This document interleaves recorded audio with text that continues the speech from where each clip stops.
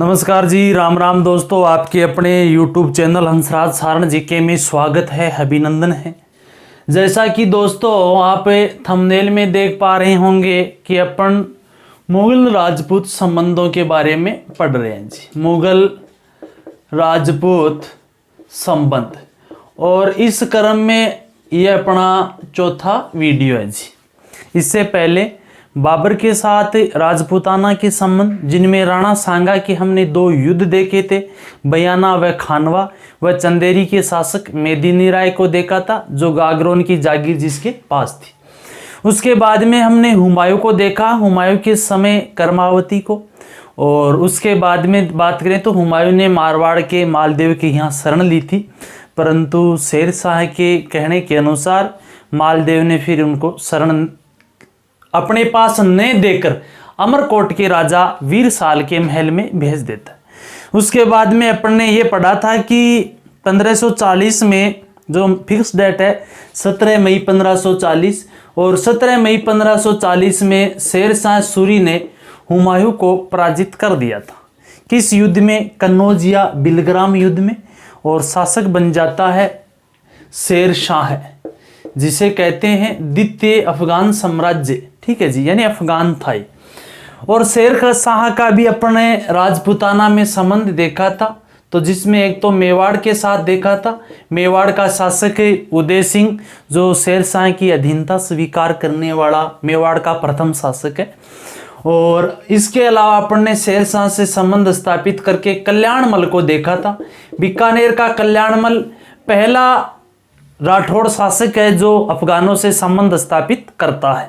उसके बाद में इसका प्रतिद्वंदी देखा था, तो वो मारवाड़ का शासक था, कौन? मालदेव। आदि बातें अपन ने कर चुके हैं, ठीक है। शेर शाह का कालिंजर अभियान में देहांत हो जाता है। उसके बाद में यहाँ पर सूरी वंश के ही शासक बनते हैं। इस्लाम शाह सूर इसके पुत्र का नाम था। सिकंदर सूर इनमें फेमस शासक होता है। और शेर शाह सूरी का ही वंशज सिकंदर सूर कौन था? सिकंदर सूर। इस सिकंदर सूर को 1555 में, कब जी? 1555 में सरहिंद के युद्ध में, किस युद्ध में? सरहिंद के युद्ध में हुमायूं ने पराजित कर दिया था। और हुमायूं पुनः 1555 में दिल्ली की राजगद्दी पर या मुगल बादशाह बन जाता है। कौन जी? हुमायूं। हुमायूं के 2 कार्यकाल हैं। शुरुआत में कार्यकाल है 1530 से लेकर 40 तक, उसके बाद में 1555 से लेकर 56 तक 2 कार्यकाल। यानी हुमायूं पुनः 1555 में दिल्ली की राजगद्दी अपने अधिकार में ले लेता है। सरहिंद के युद्ध में सिकंदर सूर को पराजित किया था। फिर भी भगवान को ये मर्जी नहीं थी कि हुमायूं मुगल बादशाह रहे। कहते हैं कि हुमायूं एक तो तंत्र मंत्र में बड़ा विश्वास रखता था, ये तांत्रिक शासक था एक तरह से, यानी बहुत से तंत्र मंत्रों में विश्वास रखता था। हुमायूं 7 दिन में 7 प्रकार के कपड़े पहनता था, हर यानी वार के अनुसार। उसके बाद में बात करें तो हुमायूं काजी वगैरह उनसे धार्मिक ये बातें करता था। एक दिन कहते काजियों से जब धार्मिक बातें कर रहा था, पुस्तकालय था, पुस्तकालय की छत पर बैठे थे, और उस पुस्तकालय की छत पर बैठे हुए काजियों से विचार विमर्श कर रहा। शाम का अजान का समय हुआ, अल्लाह अकबर अचानक आवाज आती है। इसी के दौरान हुमायूं जल्दी से उठ खड़े रहे थे, और उठते ही कहते हैं कि सीढ़ियों से गिरते हैं। गिरते हुए हुमायूं की 1556 में क्या हो जाती है? मृत्यु हो जाती है। हुमायूं की मृत्यु के व इनके जीवन काल पर आधारित जो मिडाइवल इंडिया नामक एक पुस्तक लिखी थी लेनपुल ने। किसने? लेनपुल ने। और लेनपुल ने बड़ा ही एक अच्छा कथन कहा है हुमायूं के लिए कि ये हुमायूं, मुगल बादशाह हुमायूं अपनी जिंदगी में लड़खड़ाता रहा, और एक दिन लड़खड़ाते हुए ही इसकी मृत्यु हो गई। यानी इसने कोई शासन वगैरह भारत में इतना नहीं किया था, क्योंकि 1539-40 2 युद्धों में शेर शाह इनको पराजित करता है यहाँ से। और उसके बाद में इसको अपने भाइयों से ही, जिसमें कामरान है, हिंदाल है, अस्किनी, उनसे इनको संघर्ष करना भी पड़ा था हुमायूं को। इसलिए लेनपुल महोदय ये बात कहते हैं, मिडाइवल इंडिया नामक एक पुस्तक लिखी थी, उनमें ये उल्लेख करते हैं कि ये अपनी जिंदगी में लड़खड़ाता रहा और लड़खड़ाते हुए एक दिन इनकी मृत्यु हो गई। अब देखो जी, थोड़ा सा स्ट्रक्चर बनाते हैं अपने कि जब दिल्ली का शासक हुमायूं जो देहांत हो जाता है दिल्ली में, किसका, हुमायूं का, उस दौरान हुमायूं यहाँ का देहांत होने के समय इनका पुत्र जो अकबर था वो अकबर यहां नहीं होता। अकबर पंजाब व हरियाणा क्षेत्र में अफगानों से संघर्ष कर रहा था। जब अकबर के साथ में था बेराम खां, कौन था, बेराम खां, और बेराम खां को पता चला कि मुगल बादशाह हुमायूं की मृत्यु हो गई है, इसलिए बेराम खां ने अकबर का राज्याभिषेक कर दिया था कल्लानौर में। कहां जी, कल्लानौर में, यानी अकबर का राज्याभिषेक हरियाणा पंजाब का, ये हरियाणा पंजाब के क्षेत्र में जब ये अफगानों से संघर्ष कर रहे थे उस दौरान वहां कल्लानौर में बेराम खां ने अकबर का क्या कर दिया, राज्याभिषेक, क्योंकि दिल्ली में क्या हुमायूं की क्या हो गई थी, मृत्यु हो गई थी, इसलिए। तो अकबर का राज्याभिषेक दिल्ली में नहीं हुआ था, कहां हुआ था, कल्लानौर में हुआ था। किसने किया, बेराम खां ने, जो बेराम खां इनका क्या होता है, संरक्षक बन जाता है अकबर। और अपन जो आज अध्ययन करेंगे वो है अकबर का राजपूताना के साथ संबंध, अकबर का राजपूताना के साथ संबंध। चलो जी देखते हैं अकबर राजपूताना के साथ संबंध। यानी जब हुमायूं की मृत्यु होती है दिल्ली में, उस दौरान जो अकबर था वो कहाँ है, कल्लानौर में अकबर का राज्याभिषेक कर दिया है। किसने, बेराम खां ने। किसने जी, बेराम खां ने। बेराम खां संरक्षक बन चुका है। हुमायूं की मृत्यु के बाद में दिल्ली की राजगद्दी पर एक कुछ समय के लिए हेमू नामक एक साधारण सा हिंदू जो प्रारंभ में एक नमक का व्यापारी हुआ करता था और ये दिल्ली का शासक बन जाता, यानी गद्दी हथियाली थी। किसने, हेमू हिंदू ने। अब भैया यदि अकबर को दिल्ली का बादशाह बनना है तो हेमू से युद्ध करना पड़ेगा, इसलिए अकबर व हेमू के मध्य एक युद्ध हुआ था जिसे कहते हैं पानीपत का द्वितीय युद्ध। यह युद्ध 5 नवंबर 1556 में हुआ था। और इस युद्ध में जो अकबर का संरक्षक था बेराम खां, बेराम खां ने धोखे से हेमू की हत्या कर दी और पानीपत के युद्ध में विजय प्राप्ति के कारण ही अकबर दिल्ली की राजगद्दी पर बैठ पाता है जी। पानीपत का प्रथम युद्ध 21 अप्रैल 1526 में हुआ था। किसके बीच, बाबर व इब्राहिम लोदी के बीच। पानीपत का द्वितीय युद्ध अकबर व हेमू के मध्य होता है। और देखो प्रथम युद्ध से तो बाबर जो था वो यहाँ का शासक बनता है और द्वितीय युद्ध से कौन, अकबर शासक बनता है। और पानीपत का एक तीसरा युद्ध हुआ था, वो तीसरा युद्ध 14 जनवरी सन 1761 में होता है। और ये जो होता है अफगान अहमद शाह अब्दाली, कौन जी, अहमद शाह अब्दाली वर्सेज मराठों के मध्य ये हुआ था। यानी पानीपत के 3 युद्ध हुए। प्रथम की बात कर चुके, द्वितीय में इतना याद रखना है कि पानीपत का द्वितीय युद्ध 5 नवंबर 1556 अकबर के संरक्षक बेराम खां मुख्य नेतृत्व करता होता है। इस युद्ध में हेमू के विरुद्ध युद्ध किया जाता है और इस युद्ध में विजय हासिल करके ये अकबर दिल्ली की राजगद्दी पर अपना अधिकार स्थापित कर पाता है।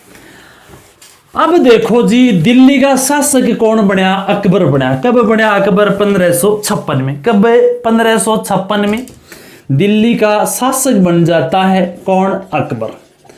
किसको पराजित करके, हेमू को। 1556 से 1605 तक अकबर रहता है दिल्ली का बादशाह। जब अकबर यहाँ का शासक था तो अपने राजपूताना की यदि हम बात करें तो राजपूताना में अकबर ने सबसे पहले किसी वंश के साथ संबंध स्थापित करने की कोशिश की थी तो वो था काछवा वंश। कछवा है या काछवा,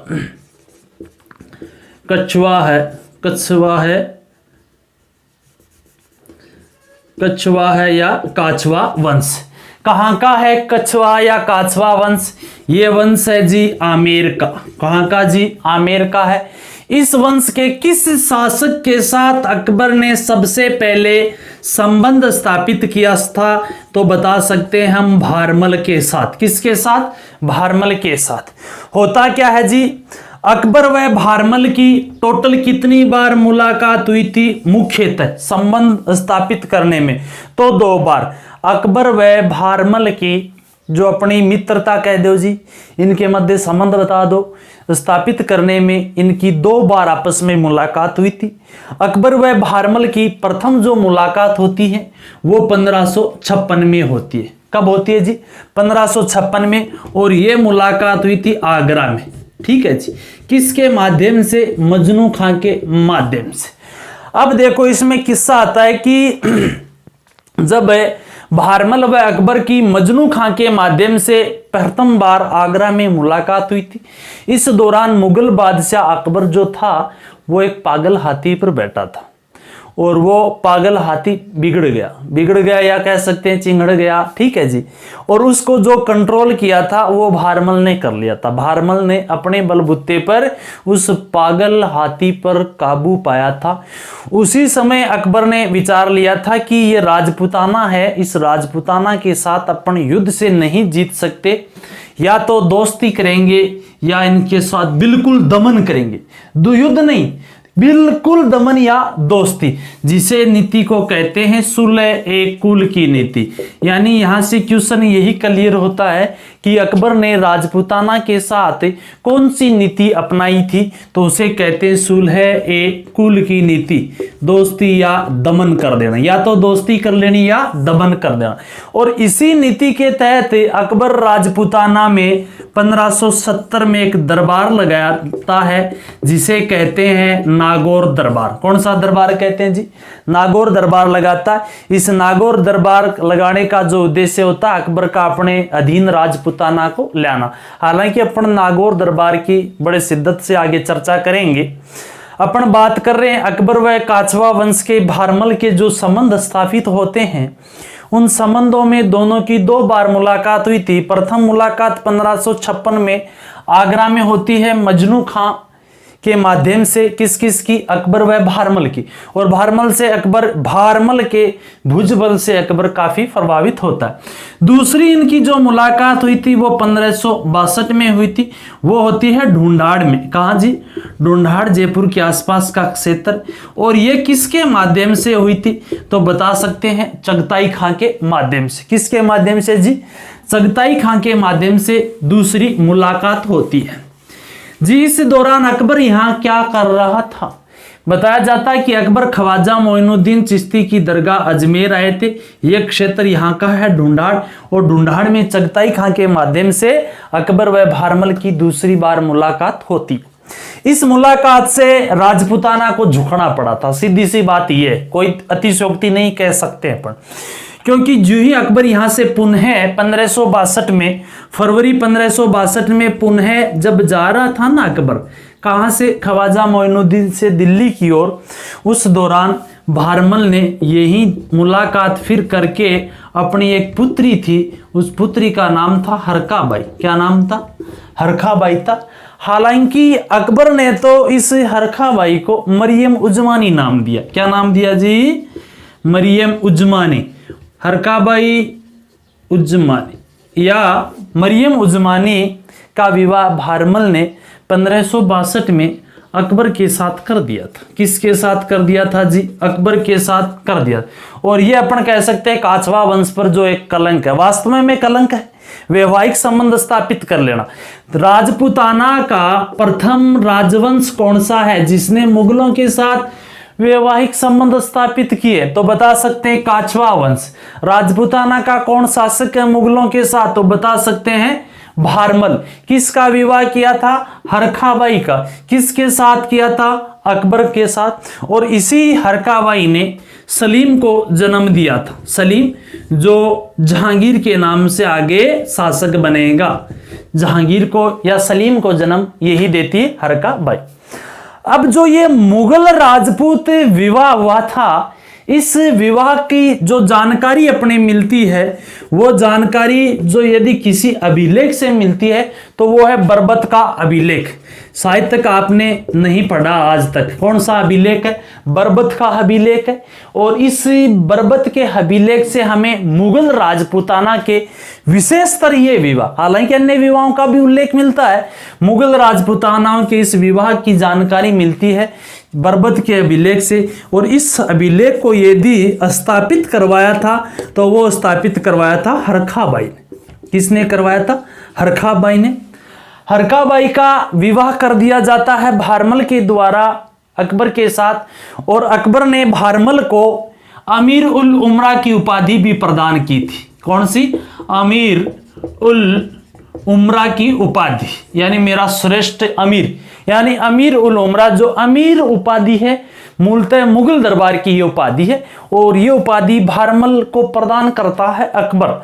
और इसी विवाह के साथ ही भारमल का जो पुत्र था भगवंत दास, कौन था जी? भगवंत दास। और भगवंत दास प्लस में भगवंत दास का भी पुत्र कौन? मानसिंह। दोनों के दोनों मुगल बादशाह अकबर की शरण में चले जाते हैं और ये अधीनता स्वीकार कर लेते हैं। राजपूताना का प्रथम यही वंश है जो विवाह संबंध स्थापित करता है। इनकी मुगलों की अधीनता भी स्वीकार करने वाला पहला ही राजवंश। ये नहीं कि केवल और केवल इन्होंने अपन स्वयं ने अधीनता स्वीकार कर ली और सेफ है। यहां तक कि तो काचवा जो राजवंश था ये तो चाहता था कि पूरा राजपूताना है वो अकबर की अधीनता स्वीकार करे। अरे हम तो डूबे पर आपको भी ले डूबे, ठीक है जी। स्वयं ने तो कर ली अधीनता, क्योंकि इन्हीं के कारण ही 1570 का नागौर दरबार लगता है और इन्हीं के कारण ही जो अपना ये बूंदी का शासक है, ये रणथंभौर का शासक सुरजनहाड़ा अधीनता स्वीकार करता है, ठीक है। इन्होंने काफी अभियान किए थे जिसमें महाराणा प्रताप को झुकाने में इन्होंने कसर नहीं छोड़ी थी। किन्होंने? काचवाओं ने। यानी ये इतने ज्यादा निकट हो जाते हैं अकबर के इस विवाह संबंध से। और जो इसी वंशज में यदि बात करें तो इनसे पहले हुआ था पृथ्वीराज काचवा। कौन था? पृथ्वीराज काचवा। जो पृथ्वीराज काचवा खानवा युद्ध में राणा सांगा का साथ देता है और उसी पृथ्वीराज के वंशज, ठीक है, उसी पृथ्वीराज काचवा के वंशज जो ये काचवा है वो अकबर को शरण देते हैं, अकबर का समर्थन करते हैं। हम तो साथ गए परंतु आपको भी ले जाएंगे। इस तरह राजपूताना को झुकाने में काचवाओं ने कमी नहीं छोड़ी थी अकबर के टाइम पीरियड के अनुसार, ठीक है। उसके बाद में तो लगभग राजपूताना अधीन भी हो जाता है मुगलों के। और ये एक तरह से इनमें राजपूताना में कलंक, हकीकत में कलंक है, कुछ इसमें कोई अतिशयोक्ति नहीं। इसीलिए तो मूलतः जो राजपूत काल है वो 7वीं से 12वीं सदी का माना जाता है। वहां जो राजपूत थे अपने आप में बाहुबल से, भुजबल से ही जो पावरफुल थे या अपना स्वतंत्र साम्राज्य था, उनके बाद में तो अधीन साम्राज्य वाला सौदा हो गया इनका, ठीक। चलो जो भी है, अपने पढ़ा अकबर ने आमेर के साथ किस प्रकार से संबंध स्थापित किए थे और भारमल जो था हरखाबाई का विवाह कर देता है और बरबत के शिलालेख से इसकी जानकारी मिलती है वैवाहिक संबंधों की।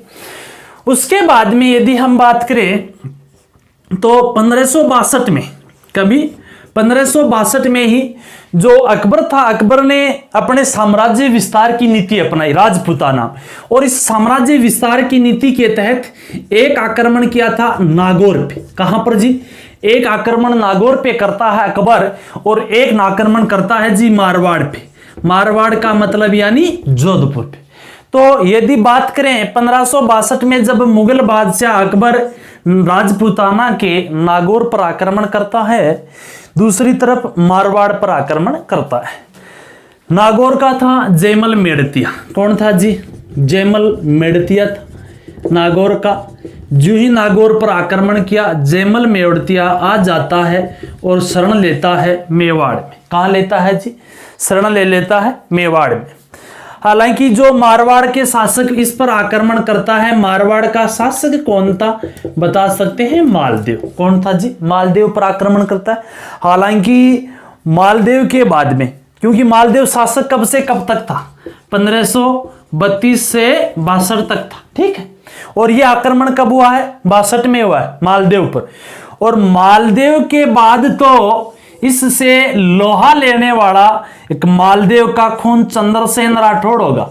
और चंद्रसेन राठौड़ तो राजपूताना का वो राजपूत शासक है जिसने अकबर से सर्वाधिक लोहा लिया था, या शुरू से सबसे पहले लोहा लेना शुरू किसने किया?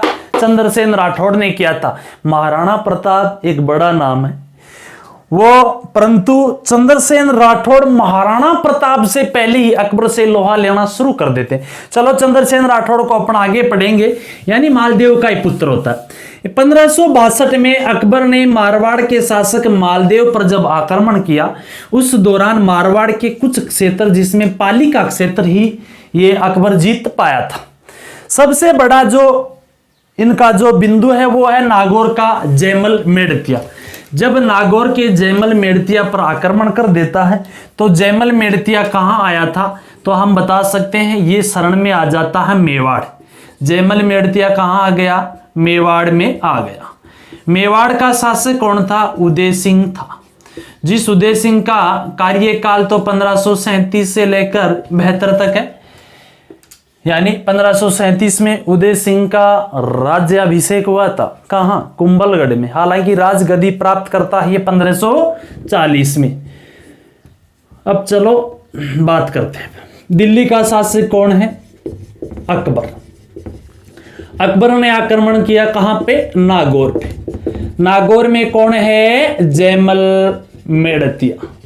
जब जयमल मेड़तिया पर अकबर आक्रमण करता है, ये किसकी शरण में? उदय सिंह की शरण में आ गया। हालांकि इससे पहले हमने देखा था कि अकबर ने 1562 में मालदेव पर आक्रमण करके पाली का कुछ क्षेत्र ही जीता था, वो ज्यादा कोई इंपॉर्टेंट नहीं है। अब देखो, अकबर जब उदय सिंह की शरण में जयमल मेड़तिया आता है तो जो कठिनाई बढ़ गई थी वो बढ़ गई थी उदय सिंह की, यानी अकबर का दुश्मन जयमल मेड़तिया।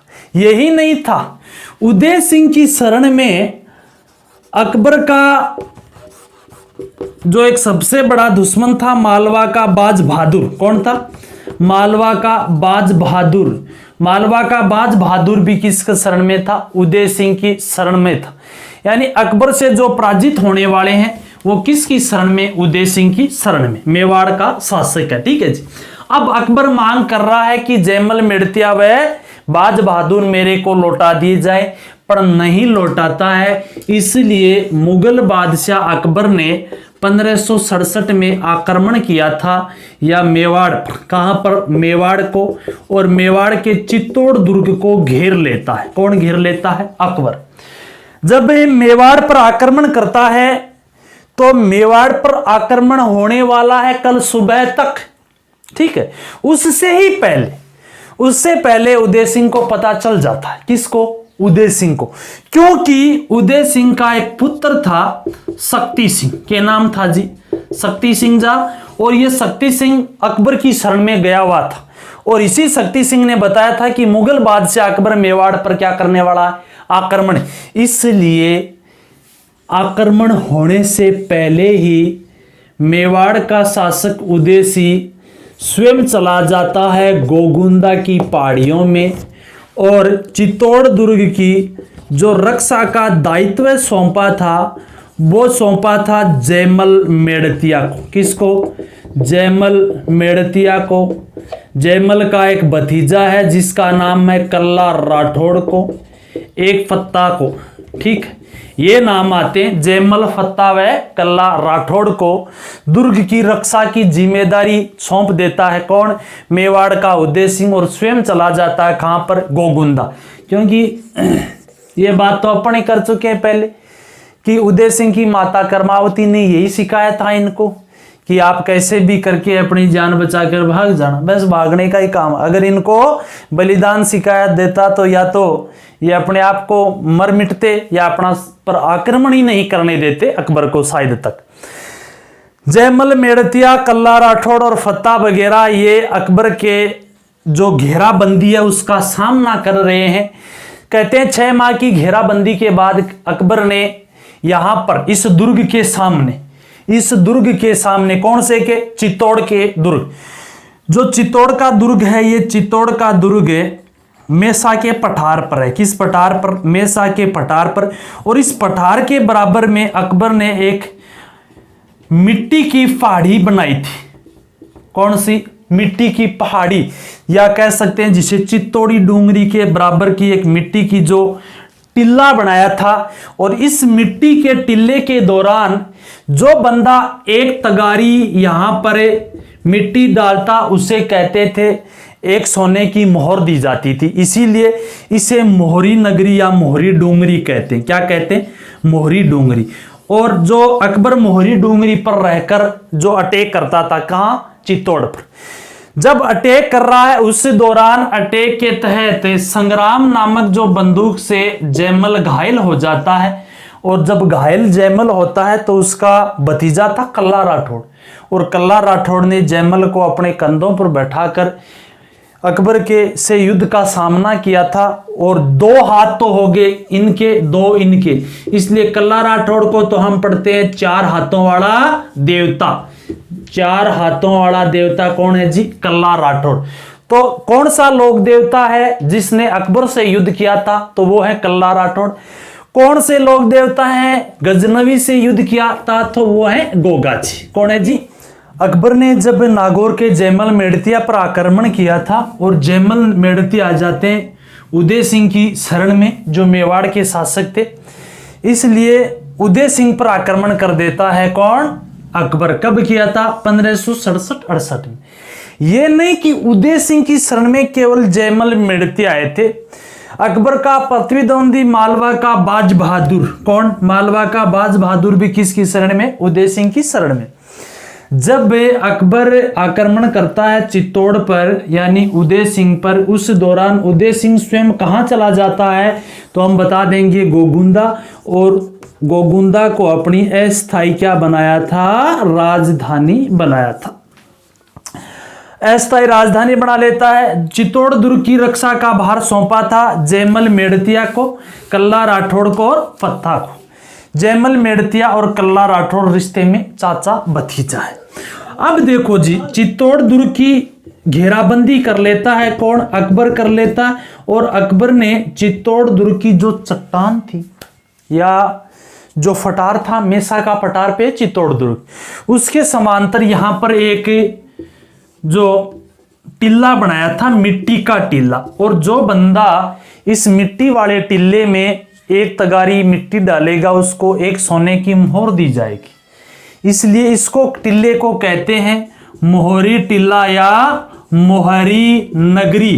यानी मोहरी नगरी का संबंध किससे? चित्तौड़ दुर्ग से, और कह सकते हैं अकबर से। वैसे इसी चैनल पे आपको जो चित्तौड़ दुर्ग के जो 2 पार्ट में वीडियो मिलेगा उसको देखना आप, पर वहां पूरी चर्चा की गई। जब चित्तौड़ दुर्ग के घेराबंदी के दौरान अकबर कहते हैं संग्राम नामक बंदूक चलाता है, उसकी गोली जयमल मेड़तिया को लगी थी और जयमल मेड़तिया घायल हो जाते। और घायल जयमल मेड़तिया को उनके भतीजे कल्ला राठौड़ ने जो अपने कंधों पर बैठाकर युद्ध किया था। और इन्हीं कल्ला को कहते हैं 4 हाथों वाला देवता। कौन सा देवता जी? 4 हाथों वाला लोक देवता। राजस्थान का वह लोक देवता जो अकबर से संघर्ष करता है या युद्ध करता है, तो बता देंगे कल्ला राठौड़। और मोहम्मद जो गजनवी से युद्ध किया था तो वो बता देंगे गोगा जी। ये अपन बात की है अभी, ठीक है।